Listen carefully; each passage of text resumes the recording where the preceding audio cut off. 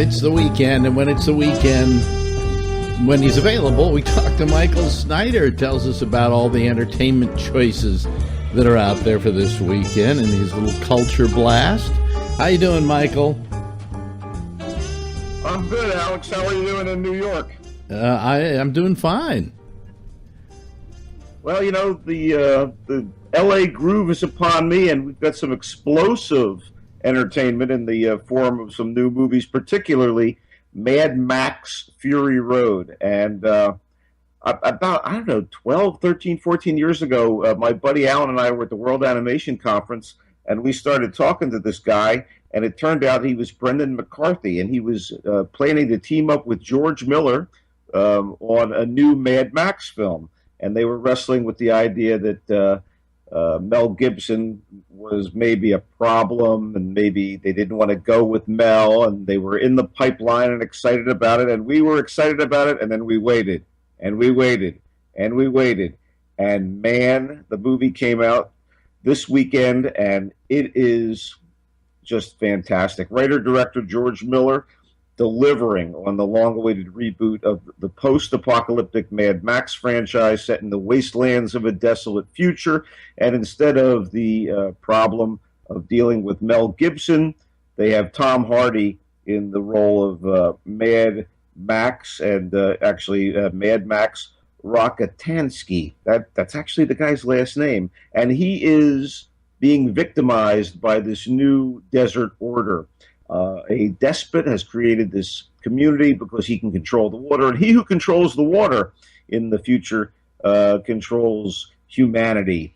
And Max is captured by these guys and escapes and finds himself on the run with Charlize Theron's character, who is a renegade from this new world order, new desert order, Imperator Furiosa. And she's trying to save a selection of lovely and leggy women who are the harem of the psychotic dictator in this new world, and they're on the road. And I want to tell you, the set pieces are beyond fantastic. This movie makes Furious 7 look like a go-kart race. It's astonishing, and there are a lot of practical effects.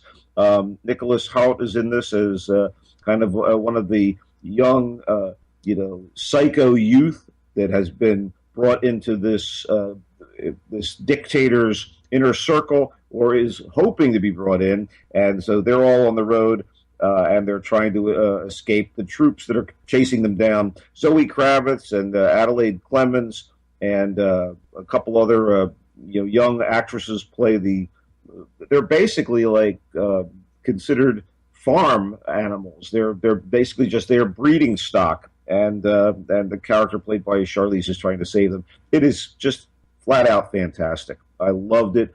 And shockingly, I don't pay much attention to this, 99% positive on Rotten Tomatoes today.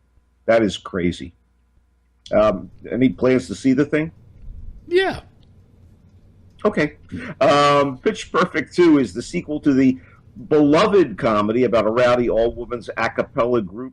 Anna Kendrick, Rebel Wilson, kind of the lead actresses who are in the group. And, of course, there's a lot of Heathers-type sniping by the girls that have gathered to reclaim their honor when in competition they are humiliated for some crazy reason. They're humiliated online, and they decide that they've got to reclaim their honor by entering an international a cappella competition. The first movie was much more of a, college rom-com vibe. This is, they're traveling and dealing with the various and sundry competitors, and they got the usual kind of broad comedy from Rebel Wilson.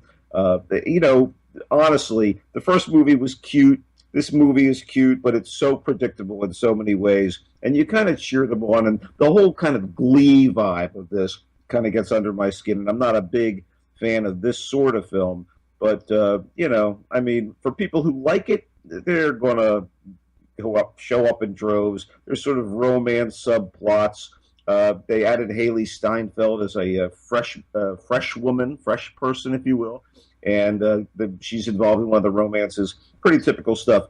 Interesting to note that Elizabeth Banks, who returns along with John Michael Higgins as the commentators at the various competitions, the snarky commentators, directed this thing. And, I mean, it's well written for what it is, and it's very well directed. And the performers deliver. Katie Seagal's in the supporting cast, Skylar Aston. But ultimately, one of the only things I really like is seeing Anna Camp, who was like the villainess in True Blood, playing like the worst mean girl ever, who has been brought into the fold somehow. Ultimately, I couldn't care less about this film, but I know people are going to love it. There's just something about this kind of movie and shows like Glee that tap into, the lowest common denominator. I don't know. Not my cup of tea, but I think people will like Pittsburgh. Aren't you going to ask me? Aren't you going to ask me if I plan to see it? I kind of figure you wouldn't, but maybe you will. Oh, absolutely. That's the first thing on our list this weekend. I couldn't be more delighted. Yeah. And I hope you guys enjoy it. Yeah. And actually, by all means, invite your friends, all of your friends. Yeah. Mm-hmm. You can probably guess that The Connection is more my cup of tea. It is set in the 70s, and it's basically a crime thriller that is the French side, the flip side of William Friedkin's The French Connection. It's a new film, though, and it stars an actor who has gotten a certain measure of fame over here, Jean Dujardin, who starred in the Oscar-winning movie The Artist, and he plays a real-life Marseille magistrate named Pierre Michel, who is trying to break apart the most brutal drug smuggling operation in history from the French side of things, from the south of France. And it's gritty, and it's kind of engaging, but it's never going to really be as exciting, and as far as I'm concerned, as the original French Connection film with Gene Hackman as Popeye Doyle. There's just something about that movie that still rocks now. Friedkin, his taught direction and the action sequences. This is good stuff, though. And in this, we see the kingpin, Tani Zampa, who's trying to kind of continue his heroin dealing in the most brutal fashion. And this guy is going up against him. He's going to do the best he can. If there are subtitles, it may not be appealing from that standpoint, but I thought The Connection was pretty good. Again, it's not going to be as exciting to those of us who know and love The French Connection, but it's kind of cool to see the flip side. Dark Star, H.R. Giger's World, is an interesting documentary about the surrealist artist H.R. Giger, who died in 2014 and who was responsible for designing the monsters, the Oscar-winning monsters in Ridley Scott's Alien, and plus a slew of horror movie like album covers, posters.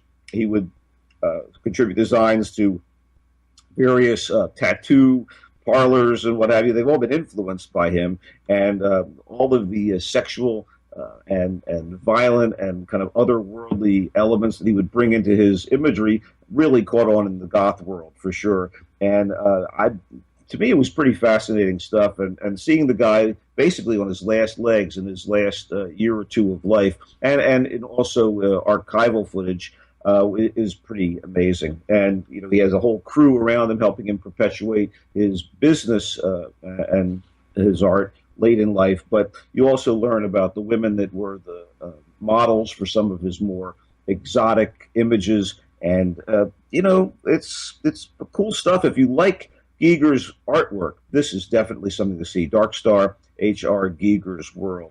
I dug that.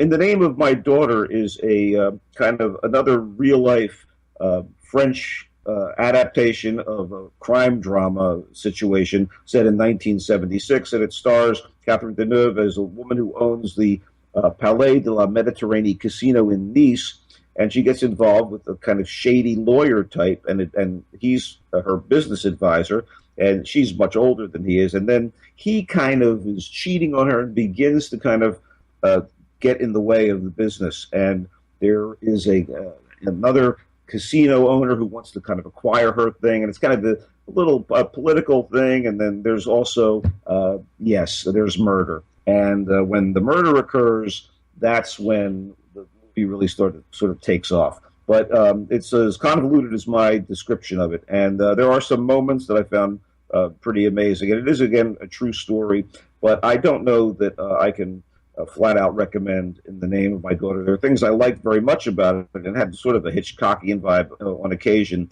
And it's directed by Andre Téchiné, and again the cast is good, but not the world's greatest film.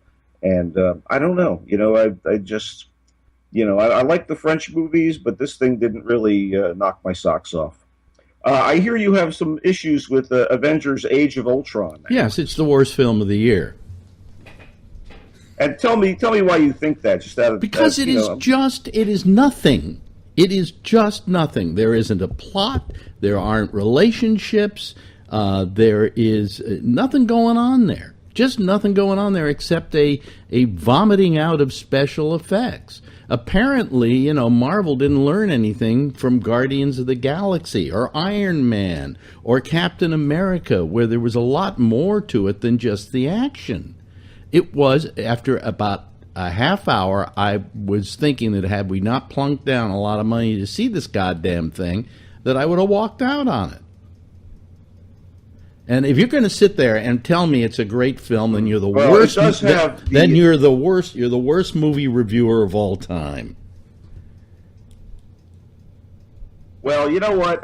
I'm just going to say, as you often do, the general consensus out there was that it was a flawed movie, but it got positive reviews across the board.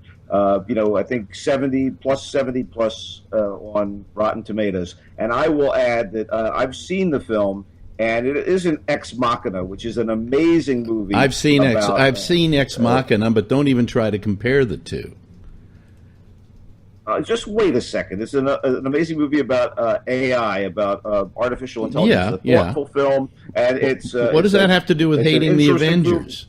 Because the Avengers' basic, the core plot element is that an artificial intelligence goes out of control and can possibly be the undermining of humanity. That's the base. If you didn't pick up that particular, I didn't pick it up because I think the plot and the storyline were so muddled that okay, so there's a guy there who's a mechanical person or whatever, and he's trying to take over the world. But we know that in the end, the Avengers will win. I mean, it was just, of course, they're going to win. It was just weak, and it was noisy, and it was too full of special effects.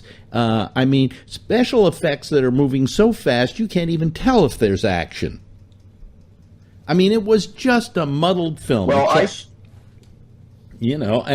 see where you're coming from. I mean, it came at you at rapid fire. I thought it was pretty entertaining, and I also thought it was. How was it entertaining? What was possibly entertaining about it? I found Guardians of the Galaxy just an exceedingly entertaining film. Okay. That's a much better script, much leaner, much more human. This is again a series of set pieces, but for someone, and if I want to go on an amusement ride, I'll find myself a roller coaster. Well, the reason to go to these films at IMAX 3D and not watch them at home is for the amusement ride factor. And that's what this was. It absolutely in no way, shape, or form amused me. I thought it was just a complete waste of not the money. The money was enough, about $40, but 2 hours and 20 minutes of my life, which is getting a little bit towards the end of it. So I need all the time I can get, and when I do go to a movie, I expect to get something out of it. Well, Pitch Perfect 2 is for you. No, seriously, this to me was like the most accomplished reproduction of splash pages and comic book covers I've ever seen, and for that I was fascinated by it. Well, who gives a shit? You're making a movie. You're making a movie, And I don't. If I want a comic book, and I want to see the art in a comic book, I'm going to read the comic book. Well, I found it pretty fascinating in terms of what they accomplished visually, and that I don't believe that special effects for their own. Well, then you should hate. Then you should hate this film. then you should hate this film. I- Because I- it violates that I do. very specific rule that special effects work in service of the story, not the other way around. And I felt that in most cases they did. I did see it twice, so hey, I had to see it a second time. Well, because God, it was I moving hope too fast the I first time. hope I will never have to see it a second time. And Well, I wasn't I'll that. also add- I liked Go ahead. I liked each of these characters in their individual parts in their individual movies. I loved Iron Man. As I say, Captain America I thought was just a terrific film. I didn't like the second one as much, but I still liked it. But this thing, they just violated all the things they'd learned about making movies. And quite frankly, between you and me, I think the whole Marvel universe is starting to run a little thin. I think Well, people the most recent movie beforehand you really liked, Guardians of the Galaxy. exactly, and I hope they keep their hands off of that and let the guy who did it do another one, and not change the attitude of how that picture was done. To me, that was the best movie of last year. Okay, Yeah, so that's just the previous one to the Avengers Age of Ultron. So let's see how Ant-Man is before we condemn the whole. Well, Ant-Man will company's probably be a efforts. return to the kind of thing we liked with Guardians of the Galaxy, something with a sense of humor and with a slightly lighter touch to it. But man, oh man, I mean, I just, what a waste of my time. Jeez. So Well, that's my, I'll respectfully disagree, but I know where you're coming from on this. I do. It is not the best of these films by any stretch of the imagination. yeah. Hot Pursuit, just really quickly, terrible, unfunny buddy picture with Reese Witherspoon as a cop and Sofia Vergara as a mob mall on the road, and they're handcuffed together. And I felt like I was handcuffed to my chair, being forced to review Hot Pursuit. Terribly unfunny. And I just want to say the D Train, which is not going to last long in the theaters, it's been there for a few days, with Jack Black as a desperate suburban husband and father whose life has not turned out pleasant for him, and is running the alumni committee, or thinks he's running the alumni committee for his high school reunion.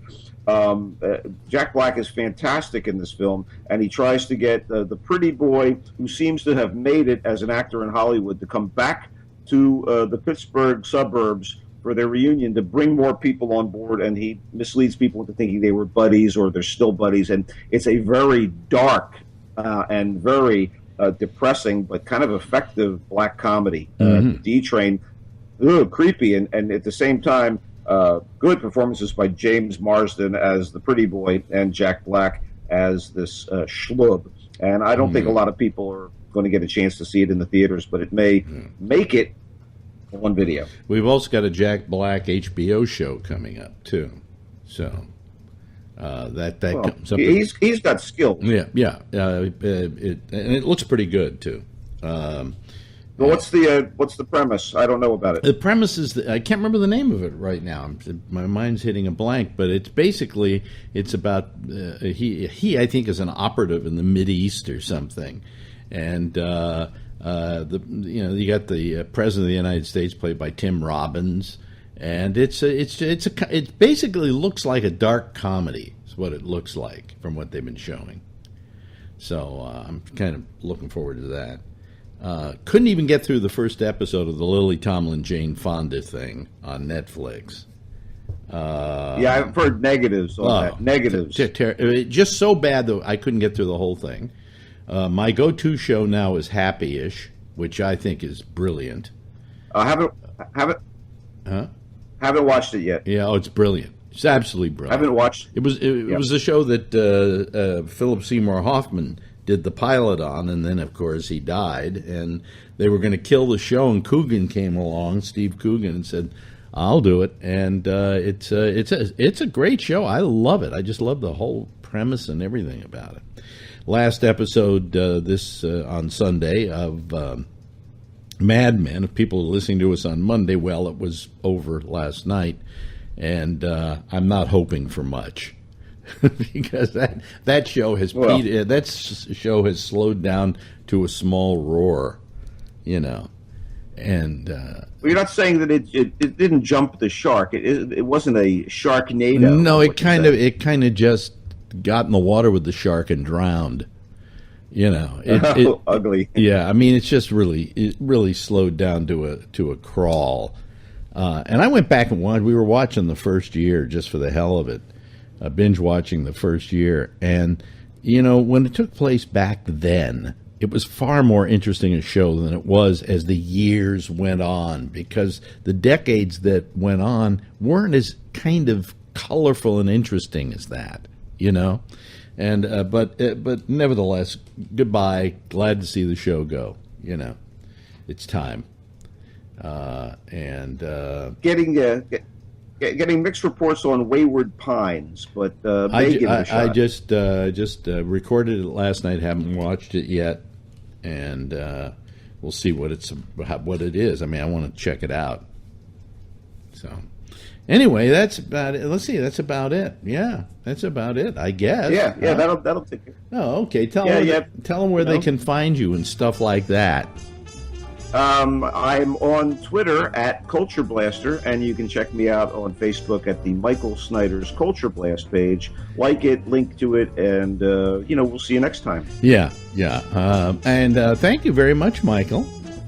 Elucidating. Sure thing. Anyway, thank you. Bye-bye. And be with us next week again as we join Michael Snyder and his Culture Blast and his movie reviews. And stay tuned for more Gabnet, a tune-in partner.